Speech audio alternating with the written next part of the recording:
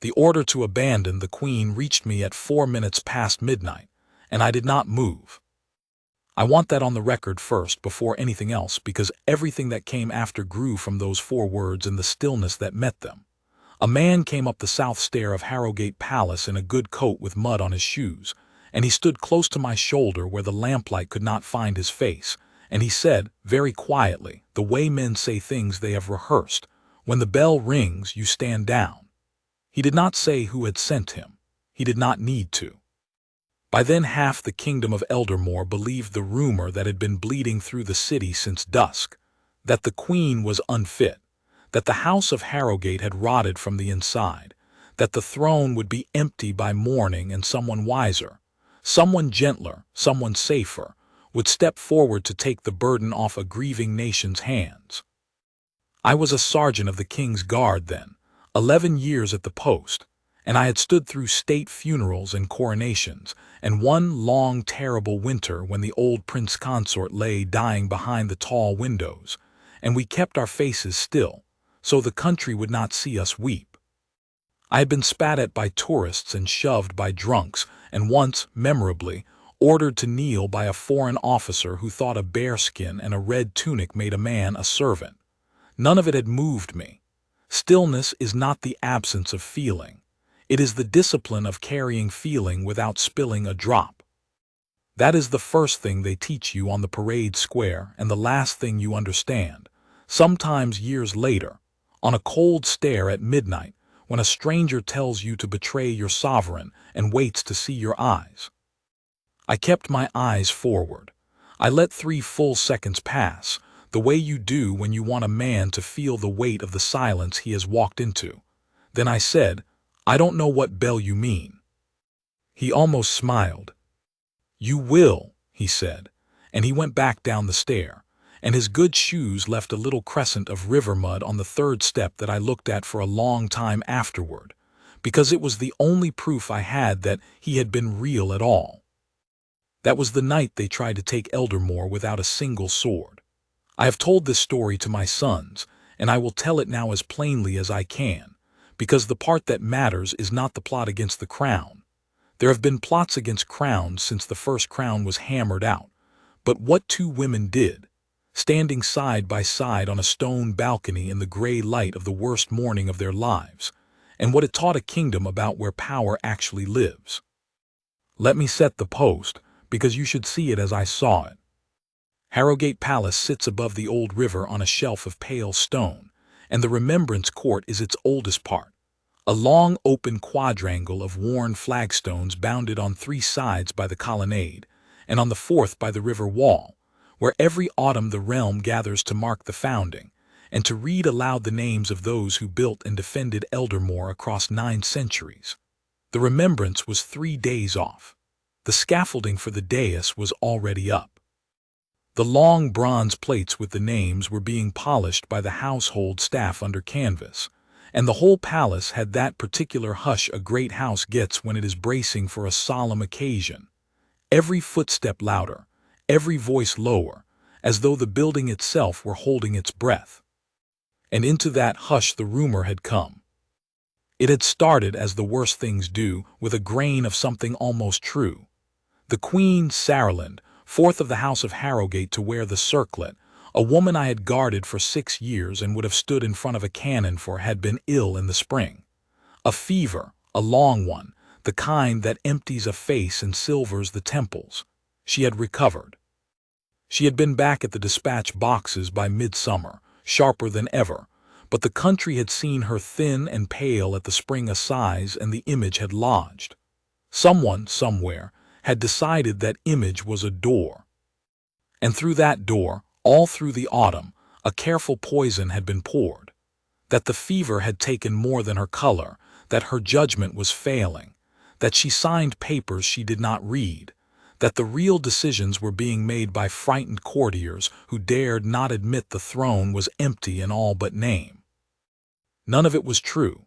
I knew it was not true because I stood 10 feet from that woman most days of my life and watched her run a privy council the way a master sails a small boat in a hard wind, never fighting the gusts, always using them.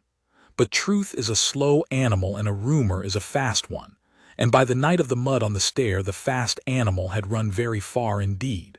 There were broadsheets. There were the new kind of broadsheets, the ones that live on the little glowing screens everyone carries now, where a lie can circle the kingdom before an honest man has found his boots. There was a name attached to the whisper, spoken only in the right rooms, the Ashgrove Compact. A loose confederation of old money and new ambition, 3 great landed houses who had lost influence under Saralind's reforms, 2 banking concerns, a clutch of men who held charters the Queen had begun to question, bound by the single shared conviction that Eldermoor would be better, and they would be richer, under a softer hand. And they had found their softer hand. That was the genius and the cruelty of it. They were not proposing a usurper, a stranger, a foreign claimant the people could rally against. They were proposing the Queen's own sister. Her name was Isolde. I should tell you about Isolde of Harrowgate carefully, because the whole country got her wrong for about 36 hours, and I do not want you to get her wrong even for a page. She was Saralind's elder sister by 4 years, the firstborn of the old king, and by the strict letter of the older law she might have worn the circlet herself, had a reform 2 reigns back not settled the succession on the line their father chose. Their father had chosen Saralind.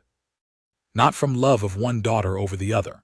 Anyone who knew the family knew the sisters were stitched together at the soul, but because Saralind, even as a girl, had the particular steel a sovereign needs, and Isolde, God help her, had a heart that the throne would have broken.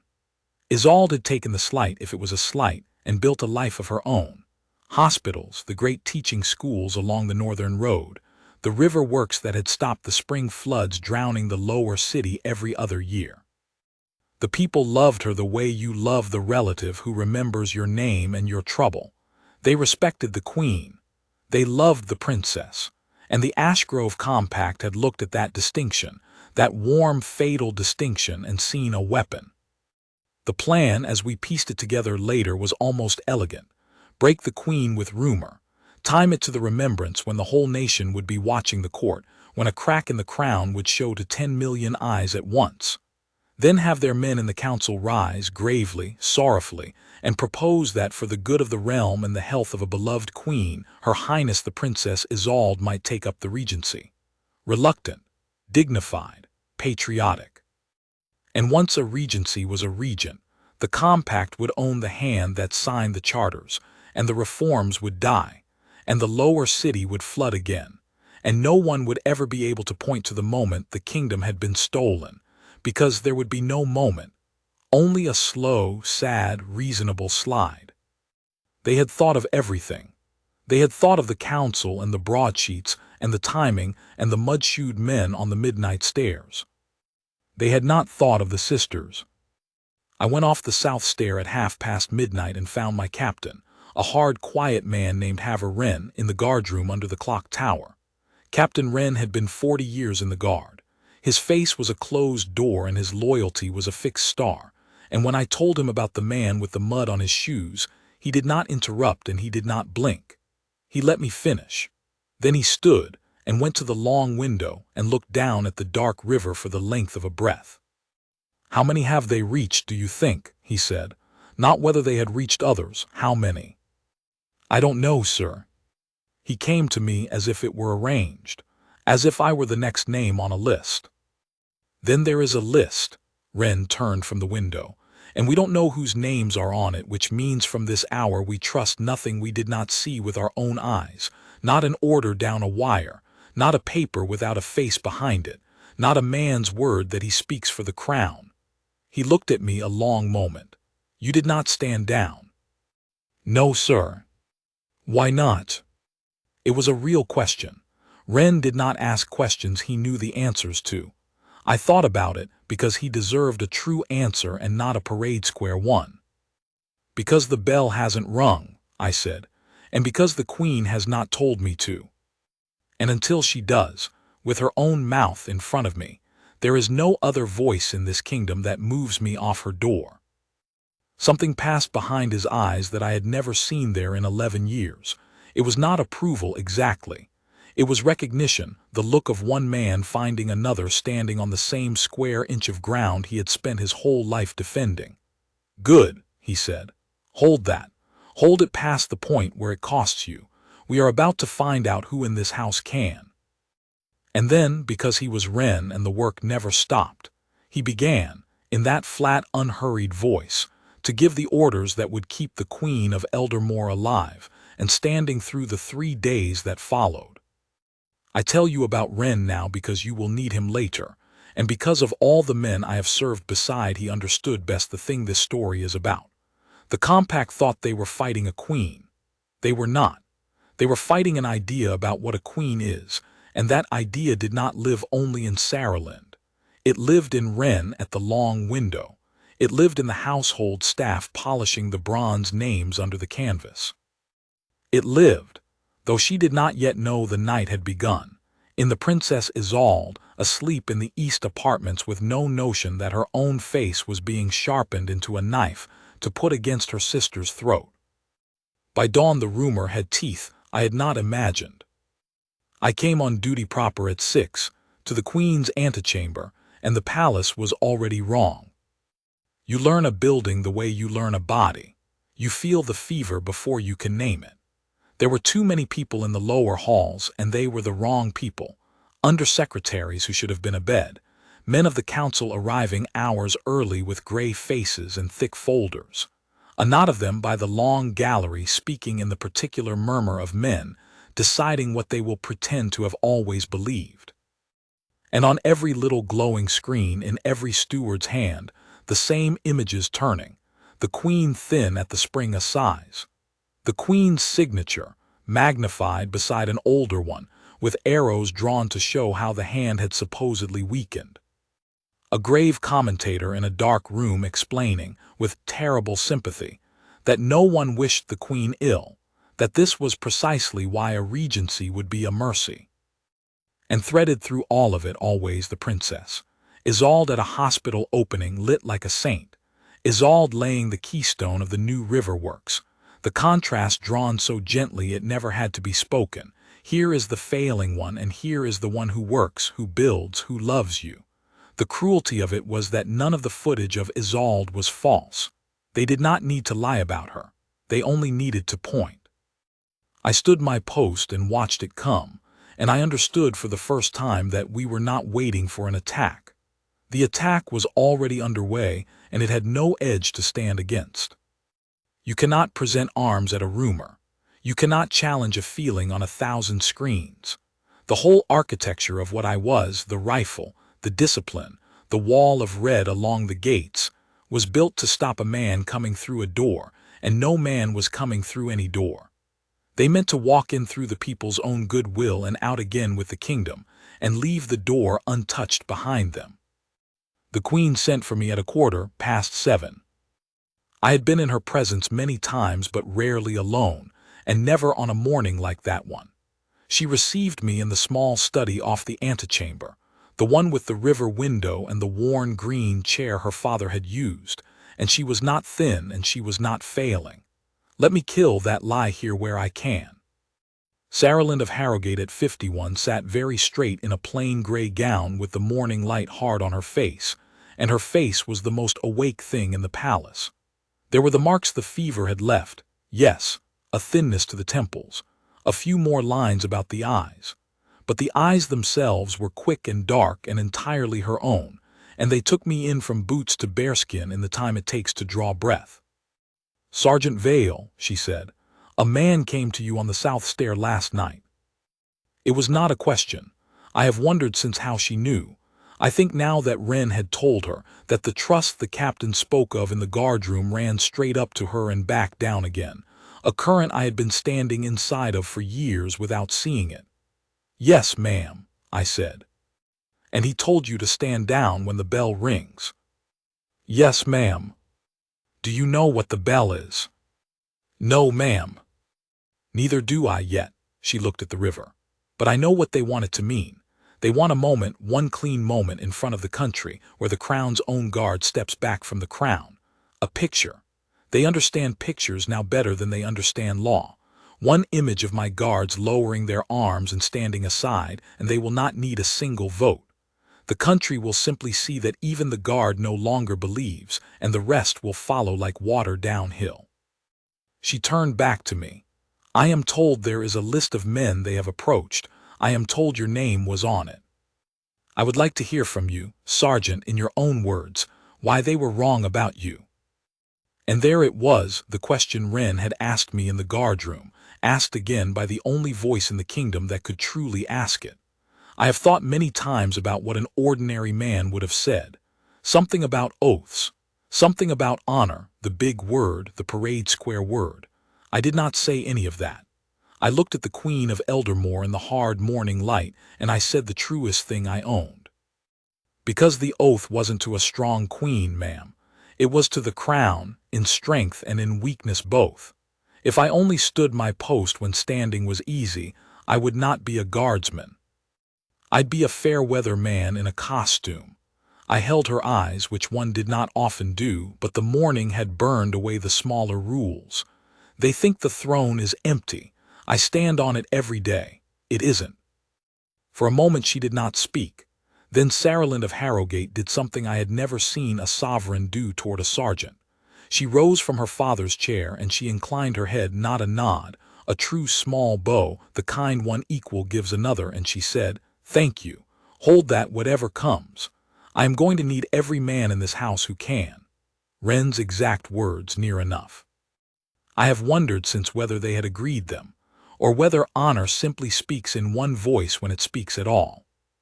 Then she told me what she meant to do, and the size of it stopped the breath in my chest. "They have built their whole plan," she said, "on keeping my sister and me apart. Do you see it? The picture they need requires two separate women, the failing queen here, the shining princess over there. A gap between us they can stand in and call themselves a bridge. Every image they have pushed for a month has been careful to show only one of us at a time. They have never once let the country see us in the same frame." She let that sit. "So I am going to put us in the same frame, at the Remembrance. Side by side, on the river balcony, in front of every eye in Eldermoor, and we are going to stand there together, not the queen and a rival, not a sovereign and a regent in waiting, but two sisters of one house, until the picture they spent a month building falls apart in their hands." I understood then why she was a queen and her enemies were merely clever. They had thought in plots. She was thinking in pictures, the same weapon they had reached for, but turned the other way. A month of careful poison undone by a single true image of two women who loved each other, standing where they could not be parted. "It will only work," she said quietly, "if it is true. If we stand up there stiff, performing unity, the country will smell it in a heartbeat. They smell falseness now better than they breathe. It has to be real. Which means I have to tell Isolde everything before they reach her, because the moment they reach her the choice stops being clean. They will offer her the regency dressed as duty. They will tell her the kingdom needs her, that her sister is too proud to step aside, that refusing would be selfish. And my sister, Sergeant, my good sister, who has spent her life saying yes to anyone who needs her, is exactly the kind of person who can be talked into a betrayal by calling it a sacrifice." Her jaw tightened. "I have to get to her first, with the truth, and then I have to trust her to choose me over the easy noble lie. In front of everyone, with no second take. And if they reach her first, ma'am, then we lose," she said simply. "Then there are two women on a balcony who do not trust each other, and the country sees it, and the compact is proven right." She looked at me. "Which is why you are going to bring her to me, quietly, now, before this house finishes turning." That was how I came to walk the length of Harrowgate Palace on the worst morning of the reign, with the survival of the crown resting on getting one woman to another woman's door before our enemies did. I have marched in coronations. I have never marched anything that mattered as much as that ordinary walk down the long gallery with my heart going like a drum and my face, by long discipline, showing nothing at all. The house had turned further even in the half-hour I had been with the queen. There were men of the council openly gathered now in the gallery's far end, and as I passed I caught fragments, for the good of the realm, her health, No one wishes Her Majesty anything but rest. The soft, murderous vocabulary of men preparing to do a terrible thing and call it kindness. One of them, a tall, silvered lord I knew to be of the Ashgrove houses, Lord Baron Castellan, watched me pass with a small private smile, the smile of a man who has counted the room and likes his count. He thought he knew where every piece stood. He did not know a sergeant of the guard was walking through his careful mourning, carrying the one move he had not planned for. I reached the east apartments. The princess's own people were at her door, and here was the first cold touch of how deep the rot ran, because two of them I did not know, and they wore the household colors but stood like men who had been placed. They did not want to let me through. They said Her Highness was not receiving. They said it twice, and the second time one of them put his hand, not quite openly, near his side. I did not raise my voice. I have found across a lifetime that the men who shout are the men who are not sure they will be obeyed. I carry the Queen's word to the princess, I said, and I will carry it through this door. You can open it, or you can explain to a board of inquiry why a sergeant of the King's Guard had to. Choose now. And I took one step, just one, the deliberate step of a man who has decided, and the discipline of 11 years was in it, and they read it correctly and stood aside. It is a strange thing about real authority. It almost never has to be used. It only has to be unmistakably present. The whole of the King's Guard, the whole bearskin and rifle architecture of us, exists to make that one quiet step impossible to misread. The Princess Isolde received me in a sunlit room full of plans, drawings of the river works spread across every table, a half-finished cup of tea gone cold beside them. She was up to her elbows in the lower city flood maps, and she looked up at me with the open, slightly distracted warmth that the whole country had fallen in love with, and I saw at once why the compact had chosen her and why they were fools too. There was no hunger in that face. There was no glance toward the throne. There was only a woman who had been told, in some softened version, that her sister was ailing and the kingdom was uneasy, and who had not yet been let near the truth. "Sergeant," she said, "you look as if you've run somewhere. Your Highness, the Queen asks that you come to her, now and quietly and by the back stair, before any one of the council reaches you." The distraction left her face. She was not a sovereign, but she was a Harrowgate, and she heard everything I had not said. "Before anyone reaches me," she repeated slowly. "So it's begun then, the thing the city's been whispering." She set down the flood maps with great care, as a person does when their hands want to shake and they will not allow it. "They've been trying to get to me for a week, you know. Letters. A visit from Lord Castellan that I thought was about the hospitals. 3 different people telling me so gently that Saralind is failing and the realm needs a steady hand." Her eyes came up to mine, and they were her sister's eyes, the same quick dark, the same steel under the warmth that their father must have weighed and judged a hair too soft for a crown and been wrong about, as I was about to see. "They want me to take it from her, don't they? The regency. They want me to be the kind face on the theft." "Yes, Your Highness. And Saralind sent you to me first." "She did. She said," I hesitated, then gave it to her whole, because the Queen had trusted me with it and the Princess had earned it. "She said you are exactly the kind of person who can be talked into a betrayal by calling it a sacrifice, and that she had to reach you with the truth before they reached you with the lie." I did not know how the Princess would take it. It was a hard thing to say to a woman's face. But Isolde of Harrowgate looked at me for a long moment, and then she laughed, a short, sad, astonished laugh, and there were tears standing in her eyes that did not fall. "She knows me to the bone," she said. "That's exactly the trap. That's exactly how they'd have had me." She wiped her eyes once briskly and stood, and when she straightened she was somehow taller. "Take me to my sister, Sergeant, by the back stair. And whatever happens after, you'll remember, won't you, that I went up those stairs of my own will before anyone offered me a crown. I want that remembered. I want one person who was in the room to be able to swear it." "I'll remember it, Your Highness," I said, "on my life." It was the second time in an hour that someone had asked me to be a witness, to hold a true thing past the point where it cost. I did not understand yet that this was the whole shape of the days to come, that the compact's weapon was the unmaking of truth, the drowning of it under a flood of pictures, and that the only counterweapon the House of Harrowgate had was a handful of people willing to stand still inside a true thing and not let it be washed away. Wren at the window, the Queen in her father's chair, the Princess on the back stair, and a sergeant walking them toward each other through a house that was quietly trying to come apart. We did not make it to the Queen's study uninterrupted. Of course we did not. Halfway up the back stair, Lord Baron Castellan was waiting for us, and with him were 4 men of the council, and the soft morning was about to show its teeth. He had positioned himself well. The back stair turns at a wide landing under a tall north window, and there the light is good and the way is narrow, and a man standing at the turn commands everyone who passes.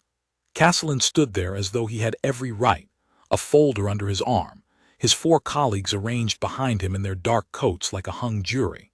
He was a handsome man in the way that frightens me more than ugliness, the smoothness of someone who has never in his life been told no by anyone who mattered. He bowed to the princess, deep and graceful, and ignored me entirely, which was its own kind of message.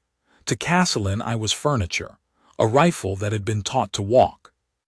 "Your Highness," he said, "I am glad to find you. The council has been hoping for a word. These are anxious hours, and the realm looks to the steady among us." His eyes moved over Isolde with a craftsman's attention, gauging how much she knew, how far his work had taken root. "I wonder if you would do us the honor of joining us in the council chamber. There are matters of the succession, of the Queen's health, that touch you nearly, and that ought not to be settled without the voice of one the people trust so well." It was beautifully done, every word an open door dressed as a courtesy. Come to the chamber.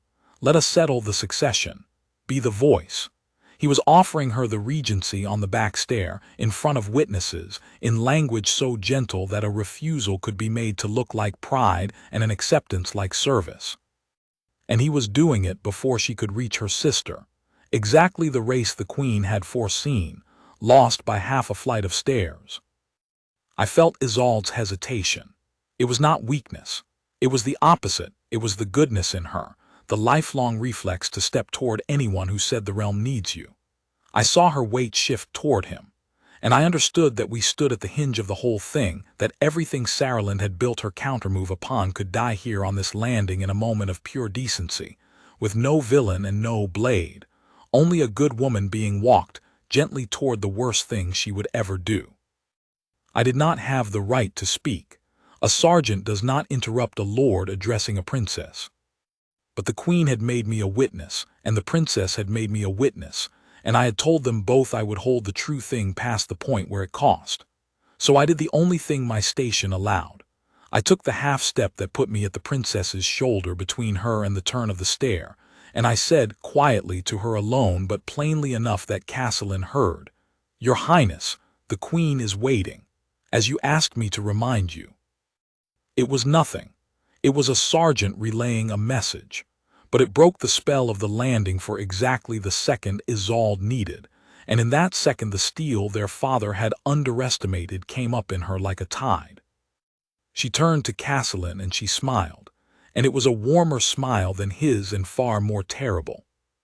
"How kind of the council to think of me," she said, "and how strange that it thinks of me on a back stair at 7 in the morning, before I have spoken a word to my own sister. One might almost imagine the council preferred I hear its concerns about the Queen's health from the council, rather than from the Queen." She let the smile rest on him. "I am going up to see Saralind now, my lord. When I have seen her, when I have looked into her eyes and judged her health for myself, as a sister may, then I will know what to think of all your anxious hours. Until then, you will forgive me if I trust my own eyes over your folder." Castellan's face did not change, but something behind it did.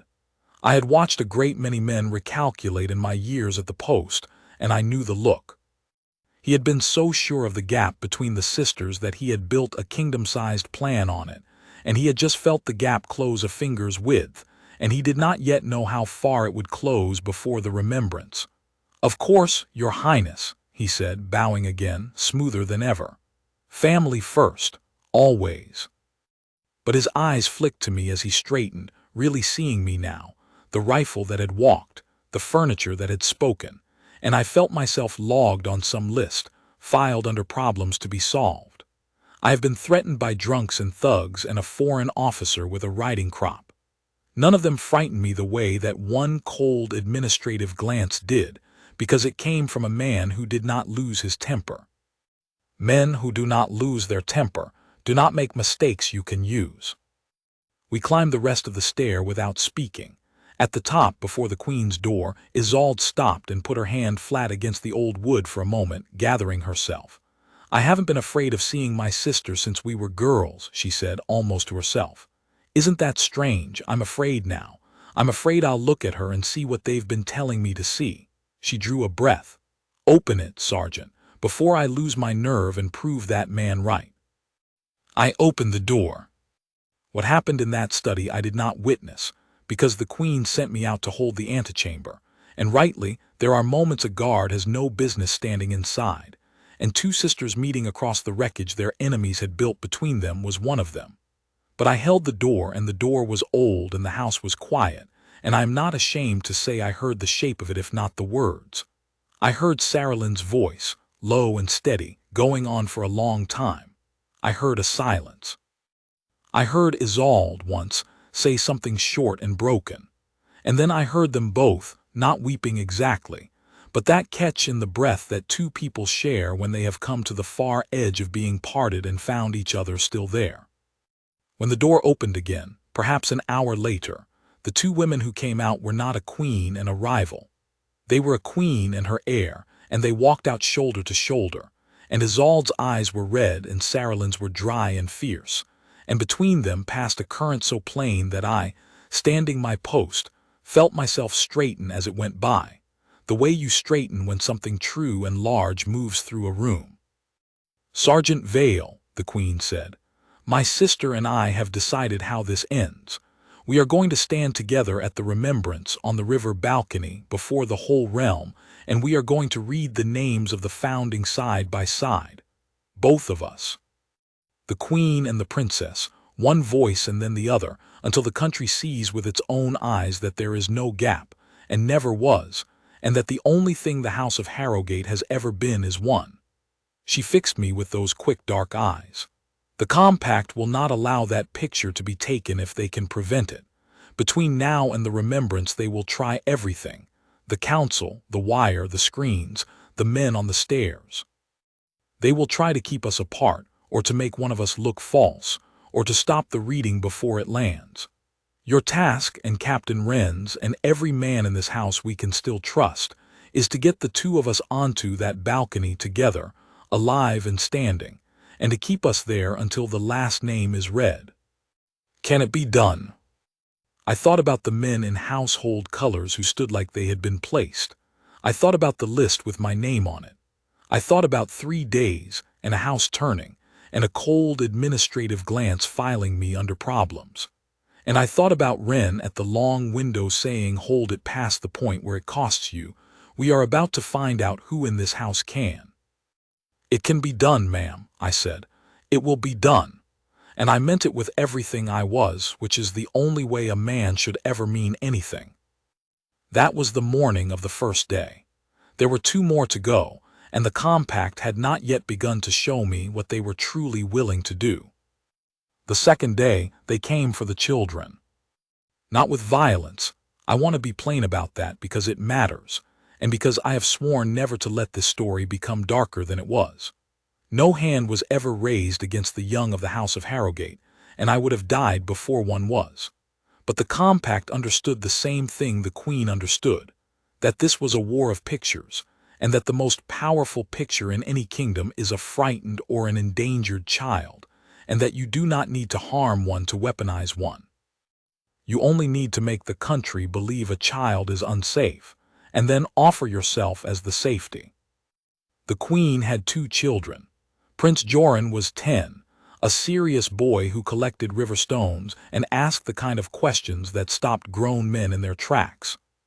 Princess Malin was 8, all elbows and curiosity, and she had decided some years before that the king's guard were the most interesting men in the world, and that I, specifically, was her particular friend, on the grounds that I had once, against every regulation, told her the name of the horse I had ridden as a boy. The prince consort, Aldrich, a gentle scholarly man who had married into the storm of state, and weathered it with more grace than anyone gave him credit for, kept the children close and quiet in the nursery wing, and that wing had been my deepest comfort in the turning house, the one place that still smelled of ordinary life, of chalk and warm milk and a little girl's endless questions.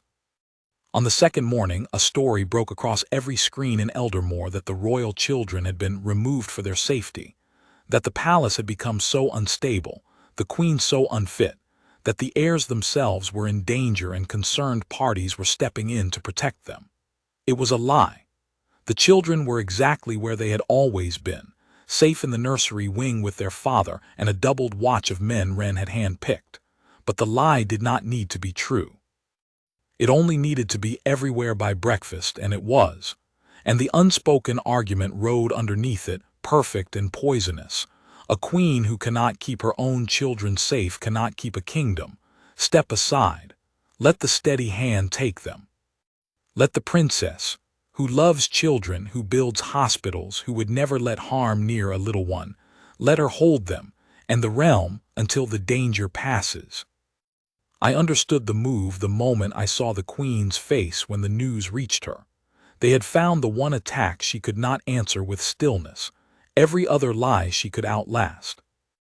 But a mother cannot be still about her children, and the compact knew it, and they were betting the whole game on it, betting that Saralind would either panic and look unfit, or storm out to deny it and abandon the careful unity she was building with her sister, or do something, anything, that broke the calm, steady picture she needed for the Remembrance. They were trying to make her move. The whole plot, I saw at last, was one enormous version of the man on the south stair. Stand down. Lose your stillness. Step off the throne, even for one instant where the cameras can see, and we will own that instant forever. And here is the thing I will remember to my grave about Saralind of Harrowgate. She read the screen, and her face went white, and her hands closed on the edge of the table hard enough that the knuckles stood out, and then she breathed once, the long, slow breath I had seen her use in council to ride out a hard gust, and she did not move toward the door. She turned to her sister instead. "Isolde," she said, "go to the children, now, you openly in the daylight where every screen in the palace can see you. Take Aldrich. Take Malin and Joran out into the south garden where the household and the press can watch and play with them, and let the whole country see that the princess is not removing the heirs from a failing queen. She is in the garden with her sister's children on a quiet morning because they are family and there is no division and there never was. Turn their picture inside out. You are the only one who can. They built you into the safe hands, so be the safe hands for me, not against me, where everyone can see whose side those hands are on. I have served in that house through ceremonies men cross oceans to witness. I have never seen anything finer than what happened in the south garden that morning." The Princess Isolde walked out into the autumn light with the prince consort at her side, and she gathered up Prince Joran and Princess Malin, and they spent an hour on the lawn under the polished apple trees doing nothing whatever of importance. The princess kneeling in the grass to look at the prince's collection of river stones with grave and total attention, the little princess riding on her aunt's shoulders, the prince consort laughing at something a child had said.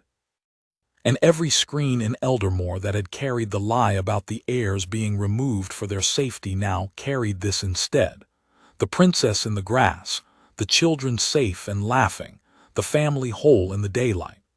There was no caption that could be put under that picture to make it mean what the compact needed. They had pointed at Isolde and called her the alternative to the throne, and Isolde had walked into the frame and made herself the proof of the throne instead. That was the midpoint. That was the morning the game changed, when I understood that the compact's great weapon, the picture, could be taken from their hands and turned, and that the House of Harrowgate had found the way to turn it. For the length of a morning I let myself believe we might simply outpicture them all the way to the Remembrance, that truth shown plainly enough would win. I should have known better. Men like Saralind do not lose a move and accept it. They escalate. And when the picture war turned against them, the compact reached, at last, for something uglier. And the bell I had been waiting for since the South Stair finally, on the afternoon of the second day, began to toll. It started with a paper. A document surfaced, on the screens first, then, more dangerously, in the hands of the council, purporting to be a letter in the Queen's own hand, written during her spring fever, in which she confessed that she felt herself failing, that she feared for her judgment, and that she wished her sister Isolde to take up the burdens of state should she become unable to bear them. It was a forgery. I knew it was a forgery the way I knew the sun would rise, because I had stood in that study and watched the woman who had supposedly written it run rings around her own privy council. But it was a good forgery. It was built on the grain of truth the whole plot had grown from. She had been ill. She had been frightened, as any honest soul is frightened by their own mortality, and it was written in a hand close enough to hers that the country, primed for a month to believe exactly this, would not stop to doubt it. And it was devastating in a way the rumors had not been, because it gave the council its pretext. A rumor is only a rumor. But a letter, even a false one, is a thing a council can act upon, can convene over, can debate, can vote upon in good faith. Saralind and the Ashgrove men did not even have to argue that it was real. They only had to argue that it was serious enough to require a formal hearing, a regency question put before the full council, convened. And here was the bell at last. Here was the moment the man on the stair had warned me of, convened on the morning of the Remembrance itself. 2 hours before the Queen and the Princess were to stand on the balcony and read the names of the founding, the council would sit to decide whether the Queen was fit to stand there at all. That was the bell, not a literal one, the summoning of the council. The moment the machinery of state itself would be turned against the throne, dressed in every form of law and propriety, so that when the guard was told to stand down it would not look like treason, it would look like procedure. They had found a way to make betraying the Queen the lawful thing, and standing by her the unlawful one. And every man on their list, every guard whose name had been logged for a midnight visit, would face that morning the choice of obeying a properly convened council of the realm, or defending a sovereign that same council had voted to set aside. When Wren brought me the news of the convened council, on the evening of the second day, his closed-door face was, for the first time in 11 years, not quite closed. "You understand what they've done," he said. "They've made it legal," I said. "They've made it look legal." He was very still. "There is a difference, and by tomorrow morning that difference may be the only ground left to stand on, and there may be very few of us left standing on it." He looked at me a long moment. "The man on the stair told you to stand down when the bell rang. The bell rings tomorrow at the 10th hour in the council chamber. They will send a paper, properly sealed, signed by lords whose names you have saluted your whole career, ordering the guard to withdraw from the Queen's person pending the regency question. It will be lawful on its face. It will be the most lawful-looking order you ever disobey." He paused. "If you disobey it." "And you, sir?" Wren almost smiled. It was a terrible thing to see on that face. "I have been 40 years deciding what I would do on the morning they handed me a lawful order to abandon my post," he said. "Tomorrow I find out if I meant it." He turned to go, and then he stopped, and he said the thing I have carried longest of everything from those 3 days. "Vale, they think the guard is a tool, a thing the state points.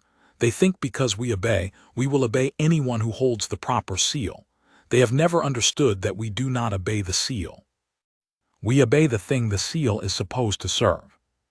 And tomorrow, when the seal and the thing it serves point in opposite directions, we will show this kingdom which one a guardsman is actually made of." He went out into the dark, an old man going to spend the last quiet night before the longest morning of his life, and I stood my post outside the Queen's door and watched the lamps burn down, and somewhere below me, in a chamber of carved stone, the Council of Eldermoor was gathering its forgeries and its lawful seals. And beyond the river the lights of the city went on and on. 10 million people who would wake tomorrow not knowing their kingdom was being stolen, and who would learn the truth. If they learned it at all, from a picture on a balcony, if we could only get 2 women there to take it. The morning of the Remembrance dawned gray and still. I had not slept. None of us had, not Wren, not the dozen guardsmen he trusted past doubt, not the Queen, whose lamp I had watched burn all night through the gap beneath her door. The palace woke into a silence heavier than any I had known there, the held-breath silence of a great house that knows, without being told, that something is going to break before the day is out. The household staff moved through the halls with their faces carefully blank, polishing the bronze nameplates one last time, setting out the chairs in the Remembrance court, doing the small, honest work of a solemn occasion, while above their heads the kingdom hung by a thread. At the 8th hour, the compact made their final preparation, and it was the cleverest and cruelest move of the whole campaign, and it nearly worked. They sent Lord Saralind to the Princess Isolde, alone, with an offer of peace. I was on the door of the small receiving room where she took him. The Queen had insisted Isolde never be unwatched, and I had not left her side since the back stair, and so I heard all of it, and I will give it to you as near to whole as I can, because it was the false dawn of those 3 days, the reasonable-sounding ruin that tempts you to set down the hard, true thing and take the easy, almost right one. Saralind was gentleness itself. He did not threaten, he did not bluster. He sat across from the princess with the forged letter face down on the table between them, and he spoke as a tired man speaks who only wants the suffering to stop. "Your Highness," he said, "I will not insult you by pretending you do not see what is happening. The council sits at 10. The regency question will be put, and I will tell you plainly it will pass. The votes are counted. By noon the Queen will be set aside by lawful vote, and there is nothing you or I or anyone can do to prevent it. That is simply the arithmetic of the chamber." He let it sit. "But here is what is in your hands and only yours. It can pass cleanly or it can pass in blood. If your sister fights it, if she stands on that balcony in defiance of a lawful vote, if the guard refuses the council's order, if there is a confrontation in front of the whole realm, then this becomes a fracture, Your Highness, a wound the kingdom carries for a generation. Guardsmen forced to choose. The realm split. Your sister, whom I do not doubt you love, remembered not as a great queen but as the one who would not let go, who tore the country in half rather than rest." His voice softened further, and this was the blade. "You can spare her that. You can spare all of us that. Accept the regency graciously, as the council will offer it as a sister's mercy, and the transition is peaceful. No confrontation, no fracture.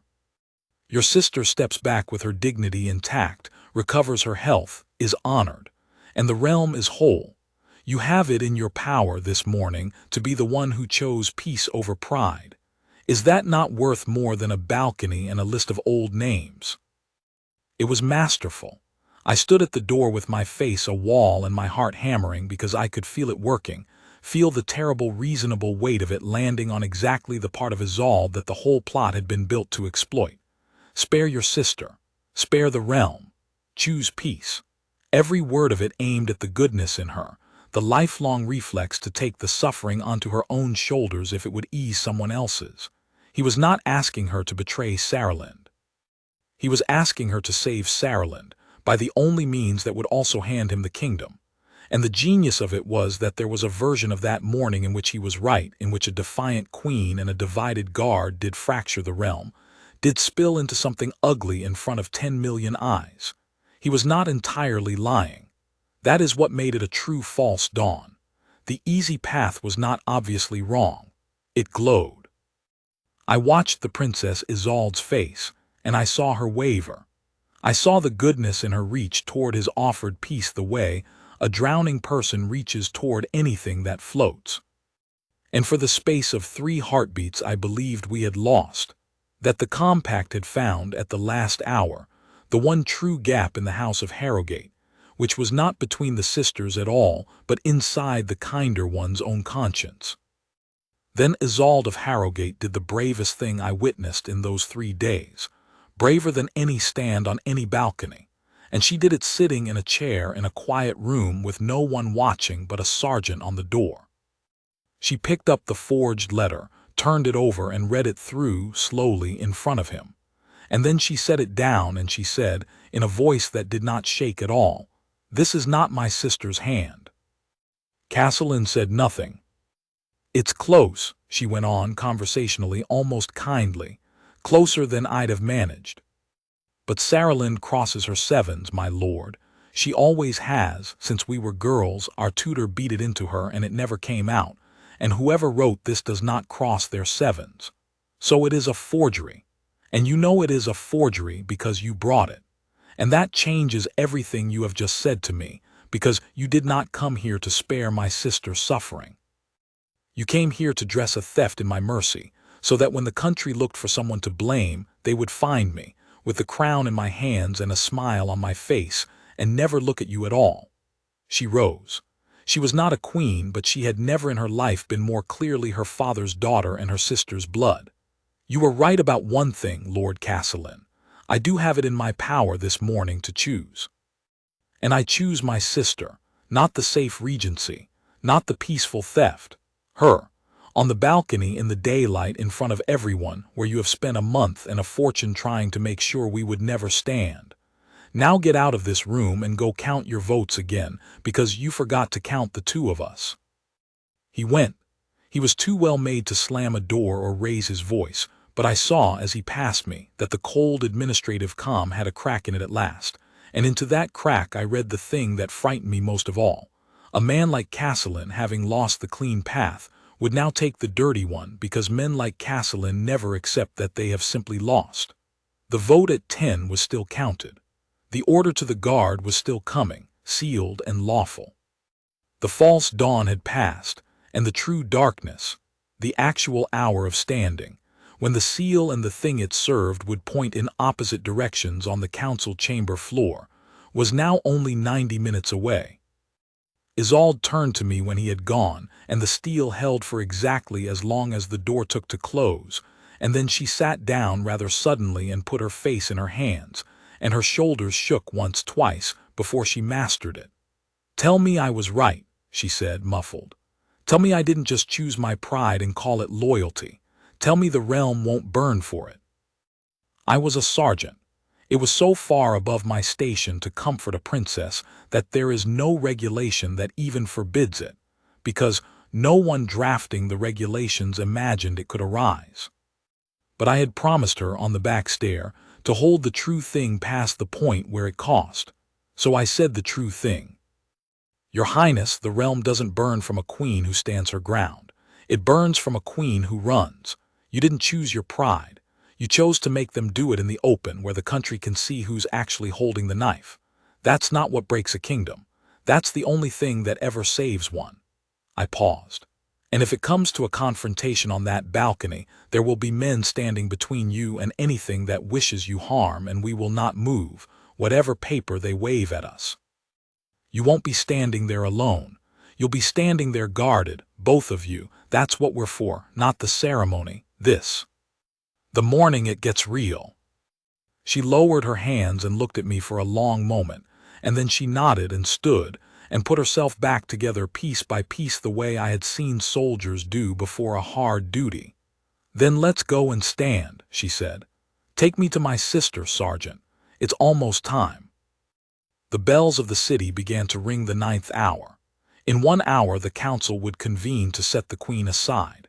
In 2, if we had failed, there would be no queen and no princess on the river balcony, only an empty dais and a forged letter, and a kingdom that never knew what had been taken from it. And between those 2 hours stood a thin red line of men who had each, in the dark, decided what they were made of. It was time to find out if we had decided right. The council convened at the 10th hour, and at 4 minutes past, the same 4 minutes, I thought, as the man on the south stair. The compact were precise people. The order came. It came exactly as Wren had said it would. A page brought it, a frightened boy in household livery who did not understand what he carried, and he brought it to Wren in the long colonnade outside the Remembrance Court, where the captain had drawn up the guard. It was a single sheet, heavy paper, the council's seal pressed deep and unmistakable into red wax, and it was signed. I read it over Wren's shoulder, because he held it out so that I and the men nearest could read it, which was itself a kind of order by 11 lords of the realm, including 3 whose families I had saluted my whole career. It instructed, in the grave, flawless language of the law, that the king's guard was to withdraw from the person of Saralind of Harrowgate forthwith, pending the resolution of the regency question now before the council, and to permit the lawful officers of the council unobstructed access to escort Her Majesty to a place of rest and care. A place of rest and care. They could not even bring themselves to write the true words, which were a cell and an ending. It was, as Wren had promised, the most lawful-looking order I ever saw, every form correct, every seal genuine. By the letter of the state, a guardsman who disobeyed it was in mutiny against the lawful council of Eldermoor, and a guardsman who obeyed it was merely doing his duty. The whole weight of the kingdom's law sat on the side of betrayal. That was the trap, complete at last, sprung. That was the thing they had been building since the first whisper in the autumn, not to defeat the guard, but to make the guard's duty point at the Queen's destruction, so that we would do their work for them and call it honor. Wren read it through twice. The colonnade was utterly silent. 40 men stood at attention behind him, and every one of them knew what was on that paper, and every one of them was waiting to see what the old man would do, because whatever he did, most of them would do also. That is what a captain is for in the end. The morning the seal and the thing it serves point in opposite directions. Wren folded the order in half slowly, along its crease.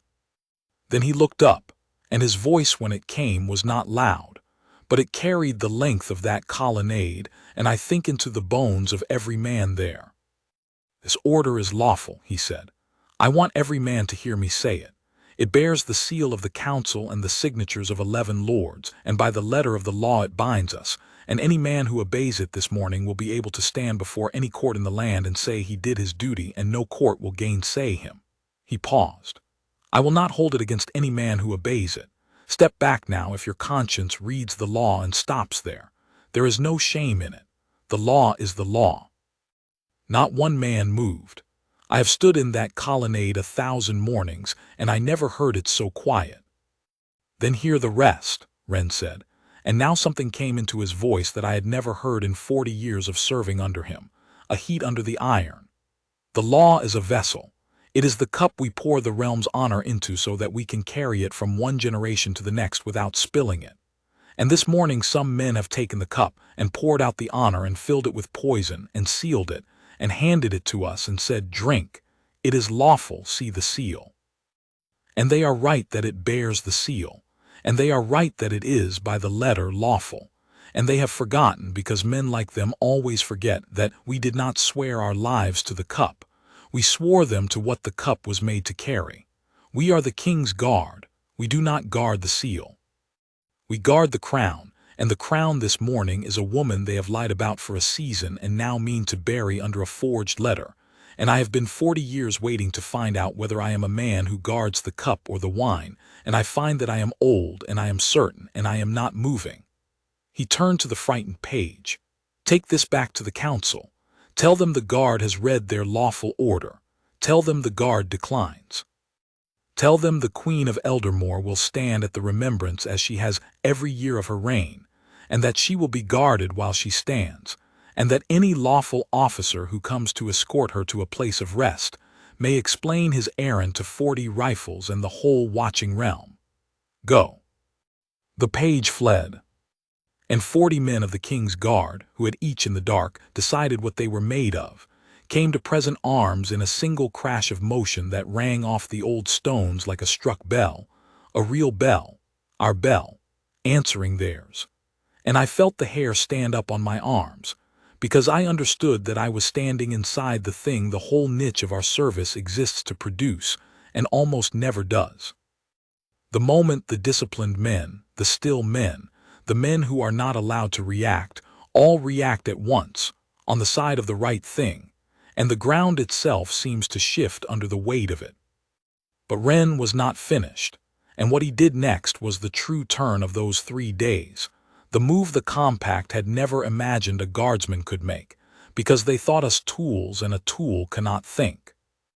"Sergeant Vale," he said, "the order tells us to withhold the guard from the Queen. It says nothing about the princess."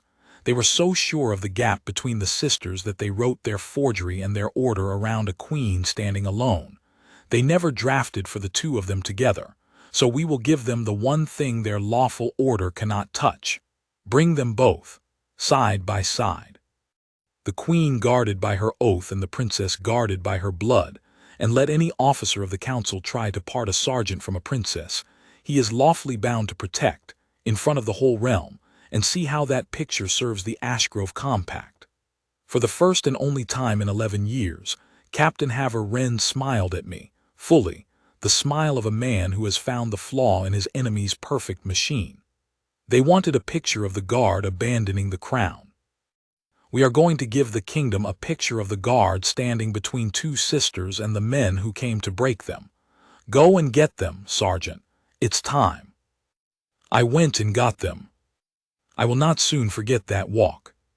The queen in the deep gray and silver of the Remembrance, the circlet plain on her brow, no longer hiding the marks of the spring fever but wearing them openly, as a soldier wears a scar proof not of weakness but of survival. The princess beside her in quieter colors, having refused anything that might look like a rival's crown, dressed as exactly what she was, a sister come to stand with her sister.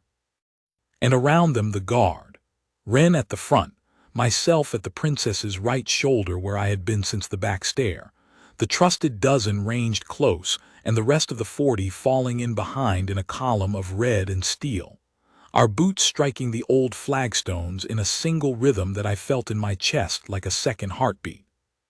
We came out of the colonnade and into the Remembrance Court, and the court was full, the household, the press with their screens already lifted and streaming, and beyond the river wall the great crowd that gathered every year for the founding, and beyond them, on 10 million screens across Eldermoor, a nation that had been told for a season that its queen was finished and now leaned forward all at once to see.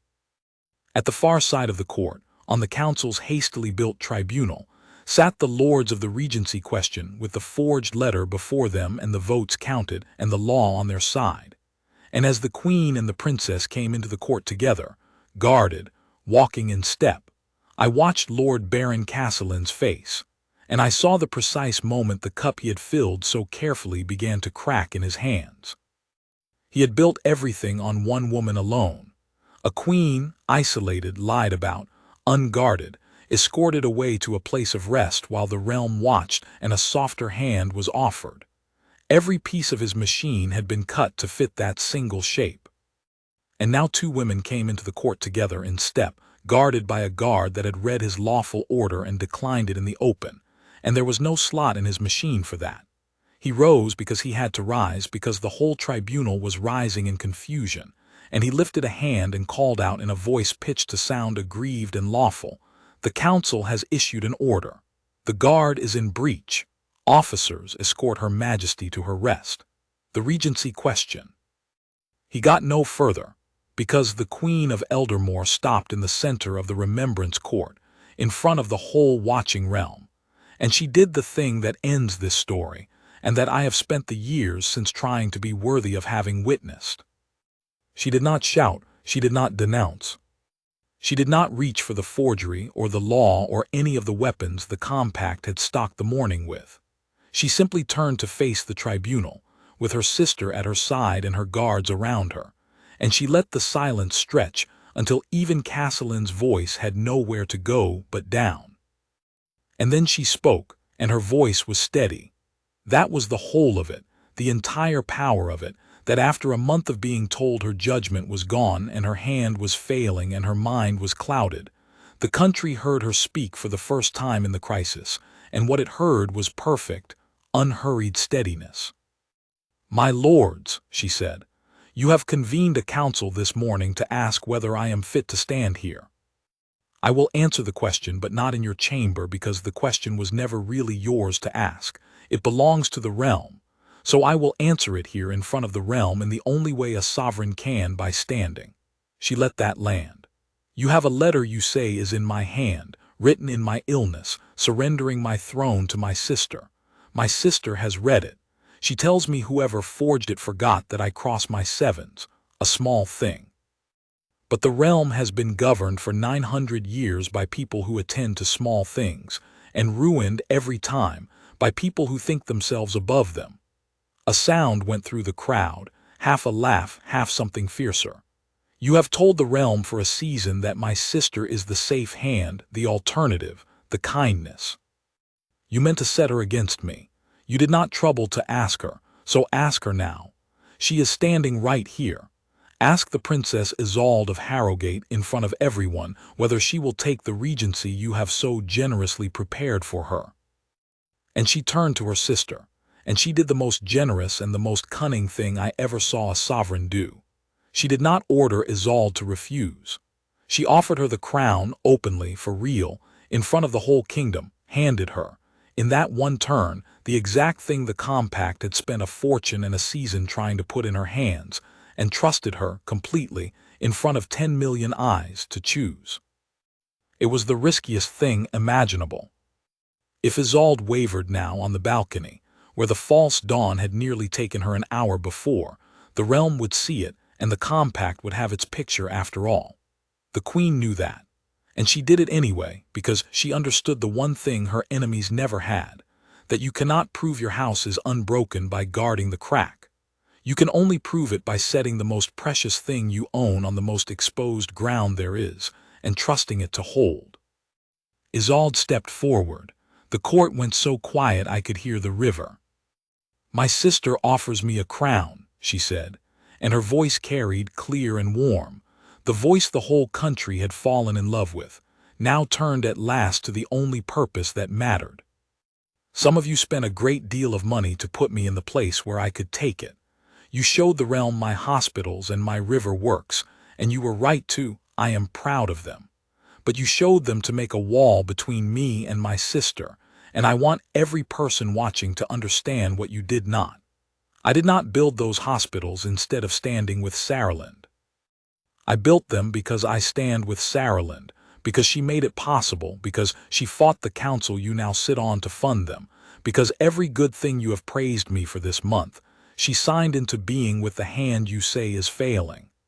She looked at the tribunal, and the warmth in her face did not lessen, which made it terrible. "You offered me a crown to break my family. Here is my answer." And she turned from the tribunal and she stepped to her sister's side, and she took the queen's hand in both of hers and she faced the realm. "I am the heir of the House of Harrowgate, and I will stand behind my queen and beside my sister every day of my life, and when the day comes far off that I must take up the burden, I will take it from her hands and no one else's, with her blessing and not your forgery. There is your regency, my lords. There is your safe hand. It is holding the queen's." I have heard crowds before. I had never heard a sound like the one that broke over the Remembrance court then. Not a cheer exactly, something older and deeper than a cheer. The sound a great many people make when they have been afraid for a long time and are suddenly, all at once, not afraid. It rolled in from the river wall and the household and the press, and, I would learn later, from the streets of the lower city and the squares of the northern road and 10 million rooms across Eldermoor, where a nation that had been told its crown was empty watched two sisters stand hand in hand under a wall of red and steel, and understood, in the space of a held breath, that it had been lied to. And the compact's picture, the failing queen, the empty throne, the merciful regency, died on every screen in the kingdom, replaced forever by the only picture that mattered. The queen and the princess, side by side, guarded and unbroken, steady as the old stones they stood on. Saralind tried once more to reach for the law. "The order stands," he called out, but his voice had lost its lawful music. It was only a man shouting now. "The guard is in breach. The council." Captain Wren stepped forward. He did not draw his rifle. He did not raise his voice to match Cassellin's. He simply walked out 3 paces in front of the guard, in front of the Queen, in front of the realm, and he said, in that flat, unhurried voice that had commanded the colonnade, "My lord, you keep saying the guard is in breach. Let me tell the realm exactly what the guard is in breach of, so that every person watching can judge for themselves." He turned, not to the tribunal, but to the crowd, to the screens. "We were handed a lawful order this morning to withdraw from our queen and let her be taken to a place of rest, on the strength of a letter these lords knew to be forged. We read it, and we declined it. So yes, by the letter, the guard is in breach. We are 40 men who looked at a lawful order to abandon our sovereign to a lie and refused it, and we will answer for that refusal in any court in the land, gladly in the open, where the realm can see who we are." He let it ring. "That is what the king's guard is in breach of, my lords. Make of it what you will. The realm is watching. It will make of it what it will, too." And the realm did. What happened to the compact happened quickly, in the way of these things. A structure that has stood on a single false picture comes down all at once when the picture breaks. Lord Casselin and the Ashgrove lords had counted their votes in the council chamber, and the votes had been real, but a vote cast in the dark is a different animal from a vote a man must own in the daylight with the whole realm watching. Within the hour, 3 of the 11 signatures on the lawful order had quietly withdrawn.